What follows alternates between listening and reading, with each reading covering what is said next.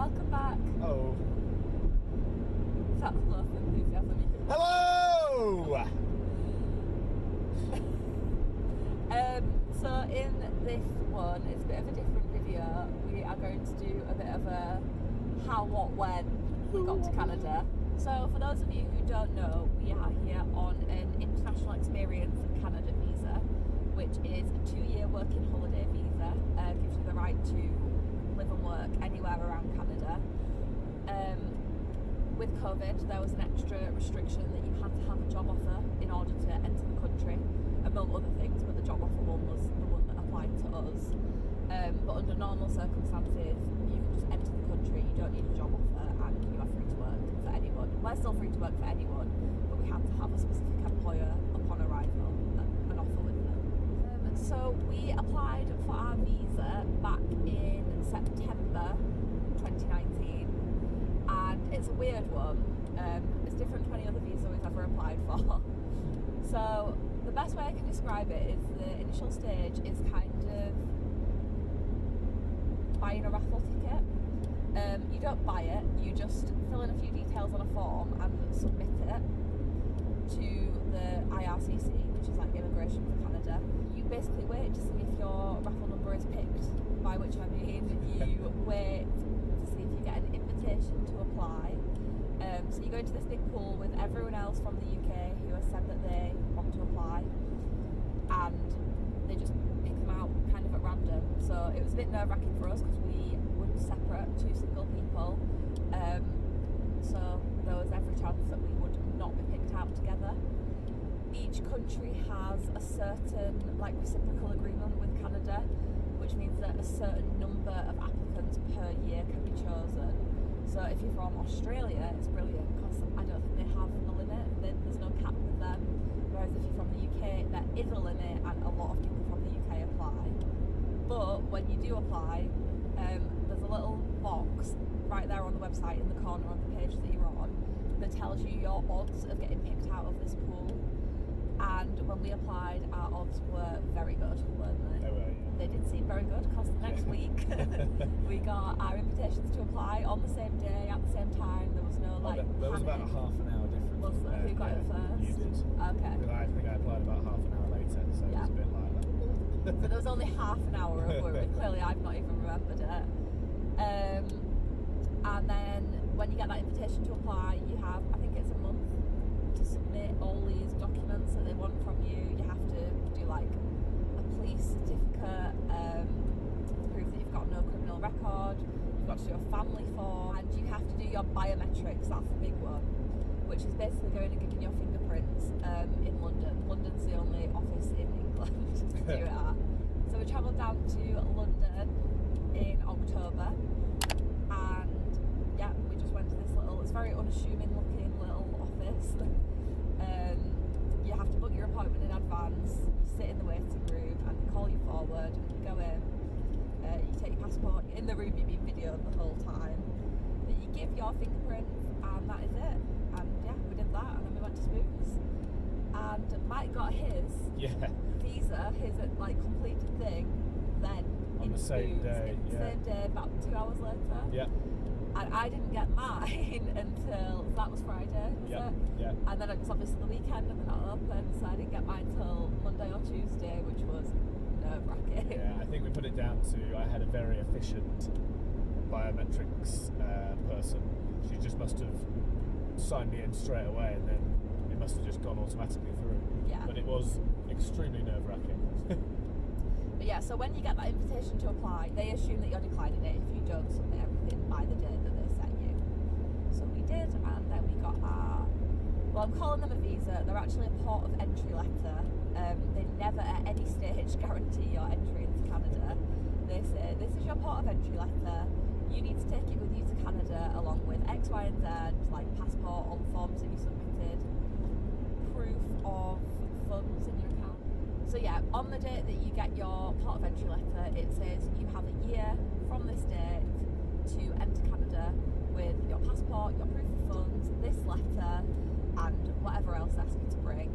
And if you don't enter within the year, then you've forfeited that, and you definitely don't get another chance with that one. If you don't enter With COVID, so we got ours. I got mine on the 25th of October, 2019. So mine must have got his on 21st, maybe 20th.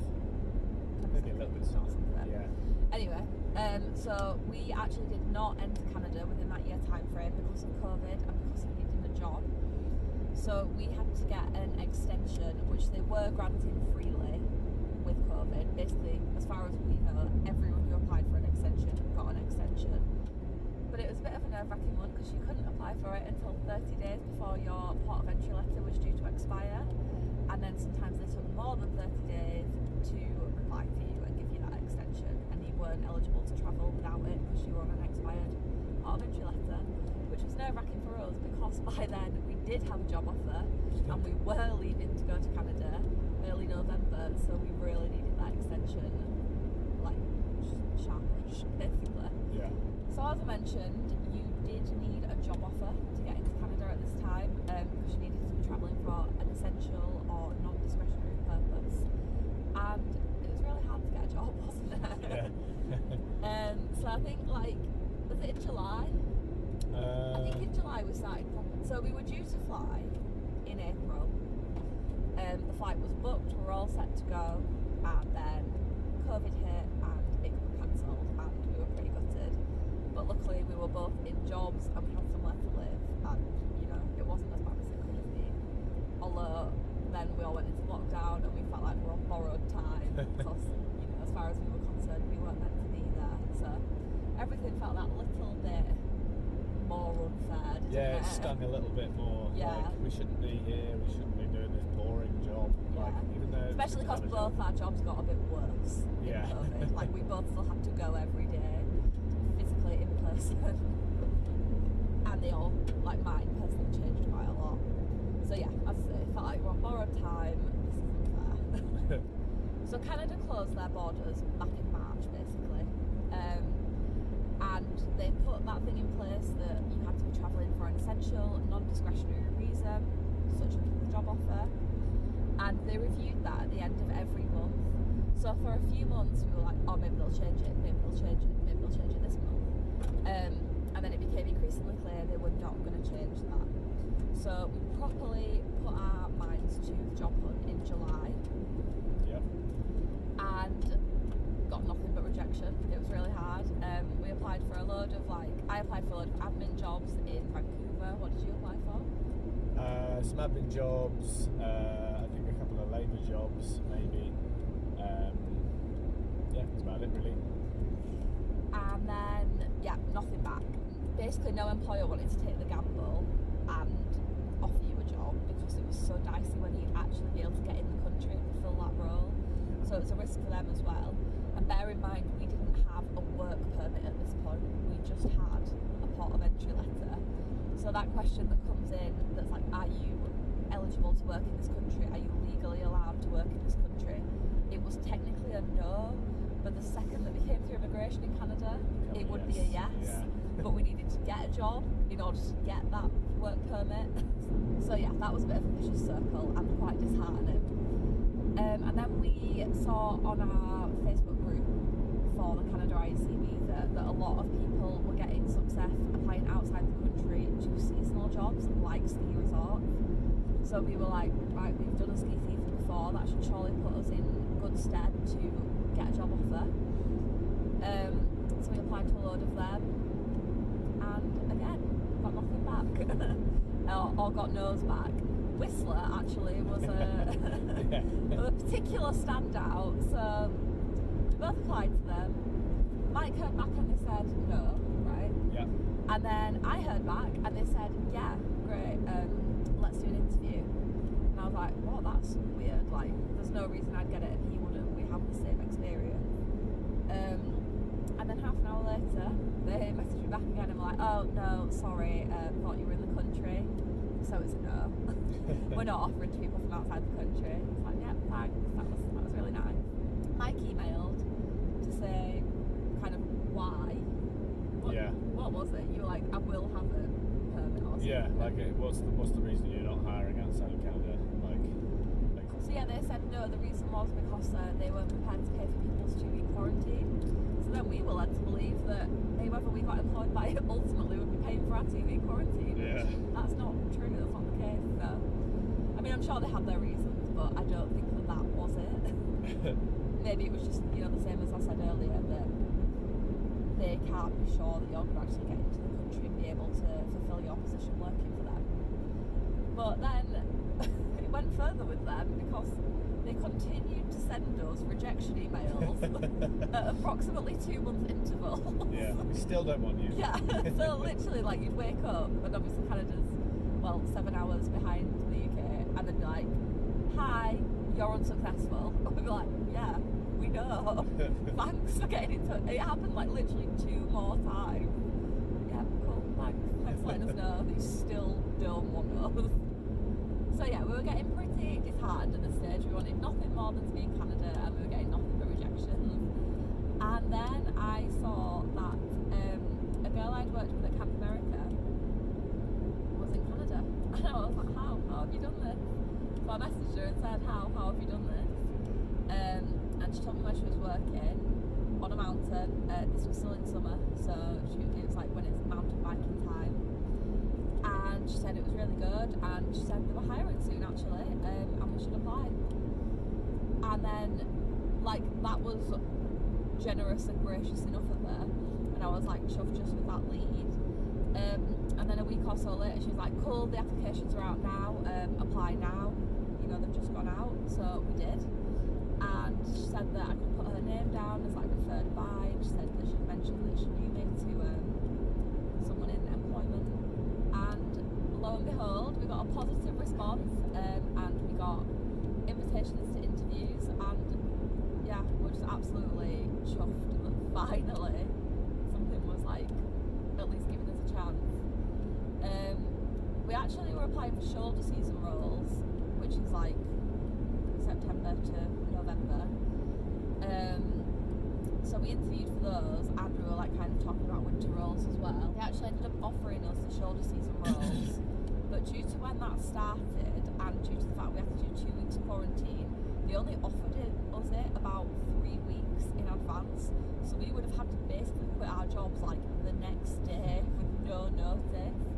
And then the only way to get up the mountain was on this bus, like the staff shuttle that they put on. But we would have missed the staff shuttle, so we would have really struggled to get up because it really is so remote. Like you can't just get there. Yeah. So we were like, look, thank you so much for the offer. We really appreciate it. We really want to work with you, but unfortunately, we can't get there then. And it was quite nerve-wracking because that was our ticket into Canada, and we had not yet been offered a winter role. We'd only been offered those shoulder season jobs. So it's a bit of a leap of faith, and like we kind of knew that we were getting offered the winter roles, and she kind of said as much in this call, we'll be back to you about winter roles, but it wasn't like you've got the job. Yeah. So it felt a bit like we were risking it, but we just couldn't have made that first one. So it all went well, and we have got here, and we're chuffed to be here, chuffed to be where we are. It's so stunning, literally. Yeah, it's gorgeous. And it's like the best place to be in COVID, in somewhere more remote with a lot of outdoor activities. Because if we were in Vancouver, I'm sure it'd be a lot harder going. So, with regards to our jobs and what we actually do for a living, we're both working on a ski resort. I am a guest services desk agent, which means essentially that I sell all the lift tickets and a few other experiences like paragliding, snowmobiling. So basically anyone who is skiing on the mountain, just about, sorry I'm boring you, Mike. It's alright. Just about anyone who comes to ski on the mountain needs to come by the desk and see me or one of my colleagues in order to get a ticket and get out there. So we're in a little building at the bottom of the main ski slope. I'm a team of 6, so there are 2, like a manager and a supervisor, and then 4 people in my role, including me.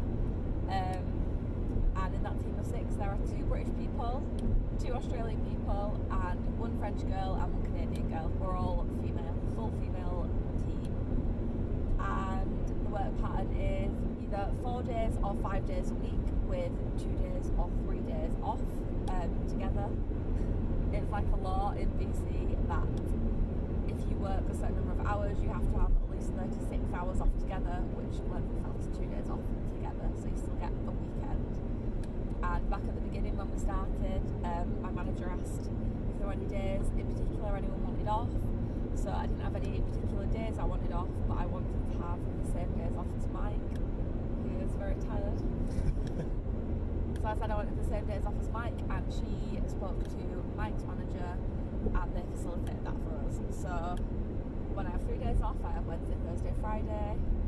Mike always has Wednesday, Thursday, Friday. And when I have 2 days off, I have Thursday, Friday. So yeah, and it's good, it's going well. It's much better than our last ski season job, and it's enjoyable, and you get to talk to people and meet people, and yeah, it's good. I'm enjoying it so far. As much as you ever do enjoy work, I'm not like a love work girl in general. And the guest services desk is open from 8:30 till 4:30. So my shifts are normally 8:4 or 8:45 to 4:45 if you close them. And occasionally on the weekend we have 8-2 shifts in the ticket window, which is like round the back. It overlooks the mountain, so it's a nice view when you're there. And it's meant to just be like quick transactions to ease the flow in the like main guest services desk inside. And then Mike's job. So I work as a lifty or lift operator on the mountain. I'm in the beginner group, which means I get to work on a 4-man chairlift, which is the Discovery Quad, and then a couple of carpets and a button lift, or I don't know what you call it in Canada, like a T-bar or something. How did you get put in the beginner group? I got put in the beginner group because in our training we had to do a ride test on our first day. Before we'd skied, and I hadn't skied in 2 years. I'm not saying I was anything but a beginner, but I was very much snowplow / control turns down the hill, which is not what you wanted in the advanced group. I work from 8 o'clock in the morning to about 4:30, 5 o'clock I usually do about 4 days. Occasionally we do a relief shift, which is half a day where you're just skiing around giving other lifties lunch breaks.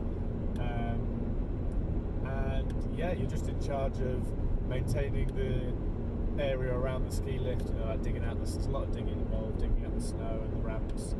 You get to hit the big red button when people fall over, which in the beginner group is fairly often. And this year we also have the added bonus of telling people to put their masks up, which is quite a big thing for skiers. They just forget.